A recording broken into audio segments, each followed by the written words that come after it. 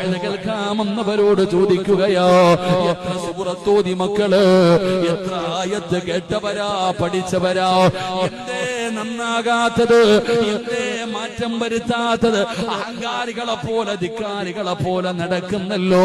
അല്ലാഹു ചെയ്തു തരുന്ന അനുഗ്രഹങ്ങൾ മുഴുവനും രണ്ട് കൈ നീട്ടി സ്വീകരിച്ചിട്ട് പടച്ചവനെ മറന്നുകൊണ്ട് നടക്കുന്ന മുസ്ലിമേ, എന്തേ നന്നാകാത്തത്? പ്രായമായില്ലേ ഉപ്പ, മുടി നരച്ചില്ലേ ഉപ്പ, രോഗമായില്ലേ ഉപ്പ, എത്ര ജനാസ കണ്ട വാപ്പാ, എന്തേ നിനക്ക് നന്നാകാൻ പറ്റാത്തത്? എന്റെ ഉമ്മമാരോട്, എന്റെ സഹോദരിമാരോട്, ഉമ്മാ കൂടെ പഠിച്ചവര് കബറിലെത്തിയില്ലേ, തൊലിയൊക്കെ ചുളുങ്ങിയില്ലേ, ഒരുപാട് രോഗമായില്ലേ, പ്രായമായില്ലേ, ജീവിതത്തിൽ മാറ്റം വരുത്താൻ പറ്റുന്നില്ലെങ്കിൽ പേടിക്കണം പെങ്ങള്, ഭയപ്പെടണം പെങ്ങള്.